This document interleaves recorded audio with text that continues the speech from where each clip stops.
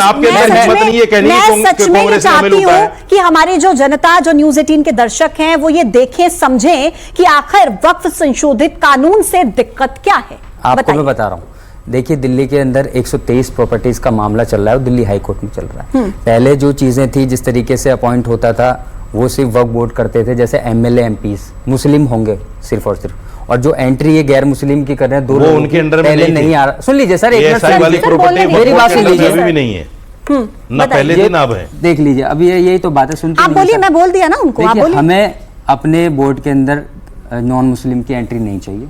अच्छा, ठीक है, क्यों नहीं चाहिए सर, ये भी बता दीजिए ना। मैं वैसे पूछ रही हूँ, क्यों नहीं चाहिए, दिक्कत क्या है? दिक्कत ये है, जब दूसरे धर्म एंट्री नहीं दे रहे तो हम क्यों दें? हमारा बोर्ड है, हम अपने तरीके से चलाएंगे। सुनिए ना, दूसरे गवर्नमेंट का इन्वॉल्वमेंट रहता है, गवर्नमेंट का इन्वॉल्वमेंट रहता है। सुप्रीम कोर्ट ने हिंदुओं का तो कानून रख लिया और एंट्री हो गई तो फिर क्या करेंगे आप? सर प्लीज एक मिनट, फिर क्या करेंगे? भाजपा के पास कितने मुसलमान एमएलए बताइए सर, कितने एमपीज हैं? बिलाल खान जी, वो करना चाह रहे हैं, जी किस किस को ऐड करेंगे? बिलाल खान जी, मैं अमानतुल्लाह को रखेगी नहीं बीजेपी? बिलाल खान जी, आप चाह रहे हैं कि अमानतुल्लाह को रख ले? अमानतुल्लाह को रखे ना, आप चाह रहे हैं कि अमानतुल्लाह को रख ले? भाजपा ने बताइए, सर टॉपिक से नहीं भटके, एमएलए बनाया हुआ है, टॉपिक नहीं, मुसलमान एमएलए बनाया है। बिलाल खान जी, मैं सवाल पूछूं? मैं पूछ लूं? भी बताइए। आपने बोला कि हिंदू के ट्रस्ट में भी नहीं रखा जाएगा कोई नॉन हिंदू, इसलिए आप नहीं चाहते कि नॉन मुस्लिम रखा जाए। एक मिनट सर, मुझे पूछने तो दीजिए सर। मेरा सवाल आपसे ये है, क्या हिंदुओं के पास वो प्रोविजंस हैं जो आप लोगों के पास हैं वक्फ बोर्ड के जरिए? क्या हिंदुओं के पास ये प्रोविजन है कि किसी भी जमीन को वो अपना बना ले? क्या हिंदुओं के पास वो प्रोविजन है कि उनका कोई ट्रिब्यूनल कोर्ट हो? क्या हिंदुओं के पास वो प्रोविजन है कि जो ट्रिब्यूनल कोर्ट का फैसला होगा, वो अंतिम फैसला होगा, वो हाई कोर्ट जा सकते हैं, वो सुप्रीम कोर्ट जा सकते हैं, उनके ऊपर एक डीएम है, जिला अधिकारी है, तो फिर आप लोगों को इससे दिक्कत क्या है? देखिए, यही तो मैम भ्रम फैला रहे हैं, जैसे आप अभी बोला कि किस तरीके से हिंदू होगा, लेकिन अभी मैं बताऊं, जो हमारे हिंदू भाइयों को ट्रस्ट है उसमें भी बहुत सारी चीजें हैं जिनके पास हाई कोर्ट और ये सब, आप जो बोल रहे हैं ना ट्रिब्यूनल का मामला, ये पहले भी हाई कोर्ट रिमूव कर सकते थे। आप ये भ्रम फैलाने की पहले बहुत सारे मैं तो कह चल रहे हैं, ऐसा नहीं है जो आप बता रहे हैं। मैं तो कह रही हूँ, अगर आपको कोई प्रॉब्लम है ट्रिब्यूनल्स में, कितने बताइए मुसलमान जज बैठे हुए हैं क्या? कौन बैठा हुआ है? जो मुझे एक बात बताइए सर, आप जो बात करती है ना, मैं उसका जवाब दे रहा हूं। मैं एक सेकंड, आप ये कह रहे हैं कि ट्रिब्यूनल में जो है मामला है, पहले भी हाई कोर्ट, पहले भी हाई पर ले सकता था डिसीजन। अगर आप ये कह रहे हैं कि पहले भी हाई कोर्ट ले सकता था, तो अब ले लेगा, अब क्या दिक्कत हो जाएगी आपको? ट्रिब्यूनल के ऊपर अगर हाई कोर्ट आ जाएगा तो आपको क्या दिक्कत हो जाएगी? 25,000 केसेस पेंडिंग हैं ट्रिब्यूनल में, जो शिकायत आई है। और हाई कोर्ट में पता है कितने पेंडिंग है? हाई कोर्ट में पता है कितने? बट वो चल रहे हैं ना सर, कितने? यही तो बात है, गवर्नमेंट इस बिल को लाकर जो गवर्नमेंट से केसेस चल रहे हैं सर, हाई कोर्ट में। छीन लेंगे वक्फ बोर्ड का। सर, ये समझ लीजिए मैम आप। सर सुनिए, ट्रिब्यूनल कोर्ट का मकसद क्या होता है? ट्रिब्यूनल कोर्ट क्यों बनते हैं सर, मुझे बताएंगे आप? ट्रिब्यूनल कोर्ट क्यों बनाए जाते हैं, आपको पता है? आप तो एडवोकेट हैं। बिल्कुल पता है, बताइए। ट्रिब्यूनल कोर्ट से सेटलमेंट करने के लिए बनाए जाते हैं, जिस तरीके जो मामला प्रॉपर्टीज का चल रहा है उसमें जाकर अपनी बात रखिए, बताइए क्या है क्या नहीं, उसके बाद अगर आपको सेटिस्फाइड नहीं है तो you can go to high court. लेकिन ट्रिब्यूनल कोर्ट की जरूरत क्यों पड़ी? ताकि मसले जल्दी से सुलझा लिए जाएं, क्योंकि हाई कोर्ट में इतने ज्यादा केसेस पेंडिंग है, 40 लाख से ज्यादा मामले ऑलरेडी वहां पे डिसीजन आ चुके हैं, फेवर में भी अगेंस्ट भी बहुत सारे ट्रिब्यूनल्स के आपने केसेस के डिसीजन देखे मैडम।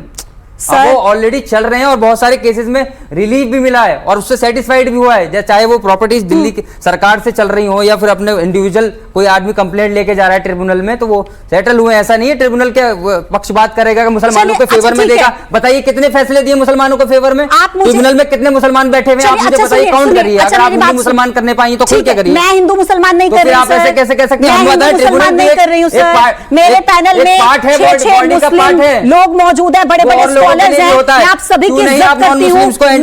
मेरे ऊपर आरोप दूसरी बार है, बिलाल खान ने सवाल किया तो मैं जवाब दे रहा हूं। आप मेरे ऊपर आरोप नहीं लगाएंगे। मैं आपके ऊपर आरोप नहीं, सच्चाई की बात कर रहा हूं। आप सच्चाई की बात ही नहीं कर रही हैं, आप दूसरे धर्म को लेकर तो कोई बात भी नहीं करी। बताइए मुसलमानों को एंट्री दिलवाइए ना। सुनिए ना सर, बोल रही है ना हिंदू। अरे सर, ट्रस्ट और एंट्री कराइए ना, मेरी एंट्री करा दीजिए, नाज़िम खान की एंट्री दे दीजिए। सर, महाकुंभ का आयोजन किसने किया था बताइए? महाकुंभ का आयोजन किसने किया था? आजम खान ने किया। कौन थे आजम खान? कौन थे आजम खान? मिनिस्टर थे। मिनिस्टर कौन होता है? मतलब बोर्ड में थे कि आजम खान मिनिस्टर कौन होता है? वो मंत्री होगा तो हिंदू मुस्लिम कोई फर्क नहीं पड़ता। आजम खान उस वक्त मंत्री है, मंत्री है तो धर्म नहीं देखेंगे आप। अरे मैडम, ऐसे तो अगर आप धर्म की बात कर रहे हैं, भाजपा में बताइए किसने करा है? वो तो खुल के कह रहे हैं, तो खुल के कह रहे हैं हम कुंभ में आने नहीं देंगे मुसलमानों को। आप जवाब बोला नहीं बोला भारतीय जनता पार्टी ने? आजम खान मुझे पता मिनिस्टर थे, उनकी पावर तो बताइए ना, तो आजम खान का धर्म बोर्ड में थे आजम खान, अगर महाकुंभ का आयोजन आजम खान करते हैं, सरकार का मामला तो होता है, कैबिनेट मिनिस्टर थे आजम खान, आपको पता होना चाहिए। मुझे पता है सर, मुझे पता है। आजम खान का नाम क्यों लिया? तो मैंने आजम खान का नाम इसलिए लिया क्योंकि उन्होंने महाकुंभ का आयोजन किया था, तब तो आप नहीं बोले। आयोजन किया था, अच्छी बात है, वो तो तारीफ करनी चाहिए। तो फिर वही तो बोल रही हूँ, करिए ना तारीफ। आज उनको जो सड़ाया जा क्या बात है, क्या बात सजा मिल है। हाँ गाजी साहब, देखिए ये राशि साहब ने, रशीदी साहब ने, ये कांग्रेस की तरफ या बीजेपी की तरफ, ये मुद्दा कांग्रेस बीजेपी का नहीं है ही नहीं। दूसरी बात ये है कि ये जो दिल्ली की साजिश सामने मिसालें दी, ये तो दिल्ली की है, लेकिन वक्फ बोर्ड जो है वो हर स्टेट का भी है। तो हर जगह पर है, कहीं बीजेपी का है कि गवर्नमेंट है, कहीं जो है आपके AIDM की है, कहीं DMK की है, तो वो अपने अपने हिसाब से लोग चलाते हैं। लेकिन उसमें ये बात सही है, देखिए आप इस पर ज़रा गौर से सोचिए, गवर्नमेंट कैसे हड़प लेगी जगह? गवर्नमेंट क्या मोदी जी अपने नाम रजिस्ट्री करा लेंगे या अमित शाह करा? भाई सब जब सरकार के कब्जे में कोई चीज़ आ गई तो सरकार की रहेगी, सरकार की मतलब आवाम की, हमारी रहेगी। दूसरी बात, अभी भी जो है सरकार के अंडर में ये वक्फ बोर्ड के का जो पूरा कंट्रोल है वो गवर्नमेंट के पास होता है। इसलिए देखिए अब इस बिल पर बात कीजिए, इस बिल का मकसद क्या है, इस बिल से लोग क्यों घबराए हुए हैं? पहली बात तो जितनी भी लोगों ने लैंड को ग्रैब किया हुआ है उसको वापस लेना है गवर्नमेंट को। दूसरी बात है कि जितने लोगों को किराएदारी के नाम पे कब्जा किया है, या तो उनको नोशनल रेंट देना पड़ेगा, और फिर दूसरी बात है कि उनकी लीजें होंगी, वो लीज रजिस्टर होंगी। इससे गवर्नमेंट ऑफ इंडिया को अरबों खरबों रुपया मिलने वाला है।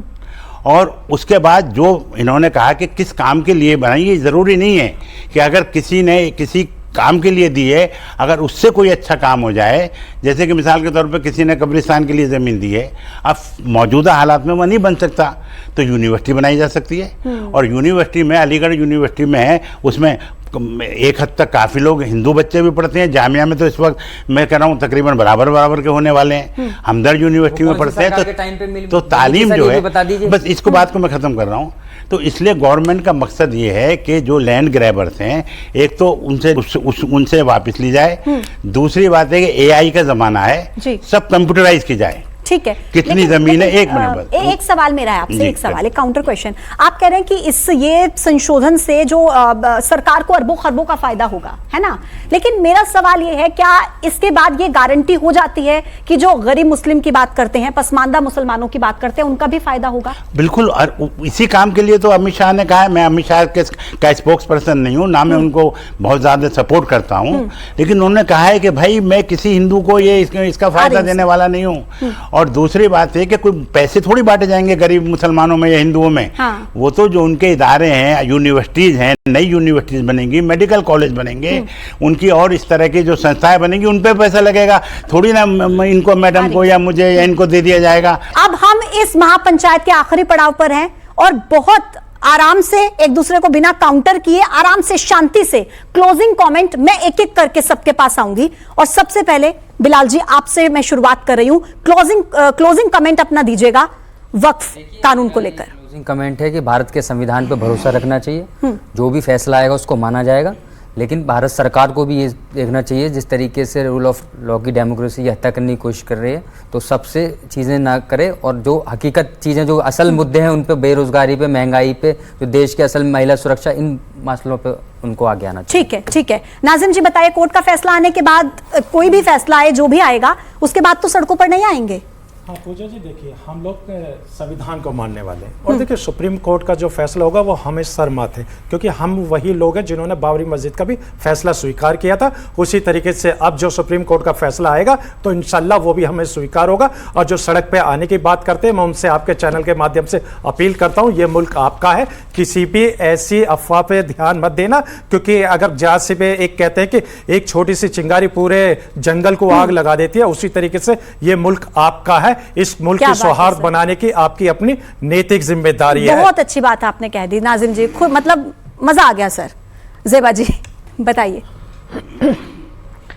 देखिए, सुप्रीम कोर्ट के फैसले को हम स्वीकार करते हैं, लेकिन एक बात बहुत दुखद है कि उपराष्ट्रपति जगदीप धनखड़ जी, किरण रिजिजू जी का जिस तरह स्टेटमेंट सुप्रीम कोर्ट के इस फैसले के विरोध में गया है, ये बहुत अफसोसजनक है। और एक बात मैं यहाँ पर और इंक्लूड करना चाहूँगी कि सरकार ये जो बोलती है कि मुसलमानों को फायदा होगा, फायदा देना चाहती है, तो उससे पहले मैं बताना चाहती हूं कि जब कोरोना काल में पूरा देश जूझ रहा था कोरोना से, बहुत खराब परिस्थिति थी, क्लोजिंग कमेंट, खराब परिस्थिति थी, पीएम केयर्स फंड में पूरे देश से पैसा लेने के बाद बोल दिया गया आत्मनिर्भर हो जाइए आप, सरकार की अब जिम्मेदारियां नहीं है। तो क्या वो ये पूरे जो पैसे आएंगे, रेवेन्यू आएंगे, उससे गरीब मुसलमानों का वैसे ना रेवेन्यू की बात पे मुझे वैसे एक आंकड़ा याद आ गया। 2013 में जो सलमान खुर्शीद जब कानून मंत्री थे, तो उस वक्त वो जब ये संशोधन लेकर आए थे, तो उन्होंने खुद ये बात कबूल की थी कि जो वक्फ बोर्ड की रेवेन्यू रिकॉर्ड्स हैं और जो सर्वे रिकॉर्ड्स हैं उसमें बहुत बड़ा डिफरेंस है। अच्छा, आपके आंकड़े के लिए बताइए sir, ma'am closing comment, Bhajpa के लोग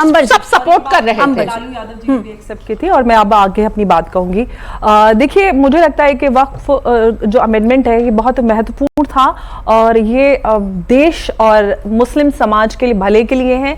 आज मीडिया के माध्यम से जो समाज में इसकी जागरूकता फैली है, मैं उसके लिए मीडिया को धन्यवाद करूंगी। और मुझे लगता है कि जो लोग भ्रम फैलाकर गरीब आम मुसलमानों को भड़का रहे हैं, उस बहकावे में ना आए। ये लोग जो भी एहतजाज कर रहे हैं, ये अपनी राजनीतिक पृष्ठभूमि और जमीन को बचाए रखने के लिए, और जो कब्जे किए हुए हैं उसको बचाए रखने के लिए। ठीक है मैम। वसीम गाजी साहब, देखिए, जो बिल पेश हुआ है वो पास हो गया है। अब कोई भड़काए नहीं भड़काए, सड़कों पे आइए, कोई फायदा नहीं, डंडे खाएंगे। इस पे को बिल को नाफिज होने दीजिए, उसके फायदे देखिए। अगर आपको लगता है कि इसमें फायदा नहीं है तो अमेंडमेंट लाए जाएंगे, बहुत सारे अमेंडमेंट लाए गए हैं। दूसरी बात, इसको बिल्कुल हिंदू मुस्लिम मत कीजिए, क्योंकि जो सरकार है, भारत सरकार है, वही उसकी सुप्रीमो रहेगी, और उसके ज़्यादातर अब तक हिंदुस्तान जब से आज़ाद हुआ है तो हिंदू ही प्राइम मिनिस्टर रहते हैं। तीसरी बात, हिंदू मुस्लिम की एक मिसाल दे देता हूँ। सबसे बड़ी जो मीट एक्सपोर्ट कंपनी है दुनिया की, वो अल कबीर है, और उसका मालिक हिंदू है। ठीक है। और ज़्यादातर तो हिंदू मुस्लिम मत कीजिए। और कुरान शरीफ का जो सबसे बड़ा प्रिंटर है कुरान शरीफ का, वो भी हिंदू है। इसलिए अच्छे हिंदू और अच्छे मुसलमान वेलकम है, खराब हिंदू और खराब मुस्लिम जो है दूर रहें। बहुत बढ़िया बात, बहुत बढ़िया।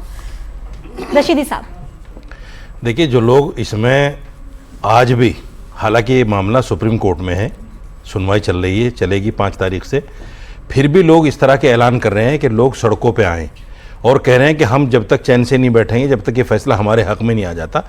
ये लोग देश में फसाद कराना चाहते हैं, और मैं ख़ास तौर से असदुद्दीन ओवैसी को कहूँगा कि ये आदमी दंगा कराना चाहता है देश में, और इस हद तक दंगा कराना चाहता है कि आने वाले टाइम में इसको ये कहने का मौका मिल जाए कि देखो, हिंदुस्तान में मुसलमान सेफ नहीं है, हमें दूसरा मुल्क दे दो। ये जिन्ना बनना चाहता है। ऐसे मुसलमानों को, ऐसे लोगों के बहकावे में नहीं आना चाहिए। और कांग्रेस भी जो जिस तरह से भड़का रही है, कांग्रेस की 60 साल की सरकार हमारे सामने है। हमें उन चीज़ों से सबक लेना चाहिए कि कांग्रेस ने हमें दलित से बदतर जिंदगी जी है, और हमारे जो मामलात हैं, आज देखिए नौकरियों में, पार्लियामेंट में, विधानसभा में हम कहाँ हैं, ये सब कांग्रेस की देन है। ठीक है सर, आप सभी का बहुत बहुत धन्यवाद मेरे साथ इस चर्चा में जुड़ने के लिए। बहुत बहुत शुक्रिया, अपना कीमती समय आप सभी ने निकाला और इस मुद्दे पर बात की जो इस वक्त का सबसे ट्रेंडिंग और सबसे ज्यादा इंपॉर्टेंट एक टॉपिक है, जिसको लेकर सुप्रीम कोर्ट में यह मसला चल रहा है।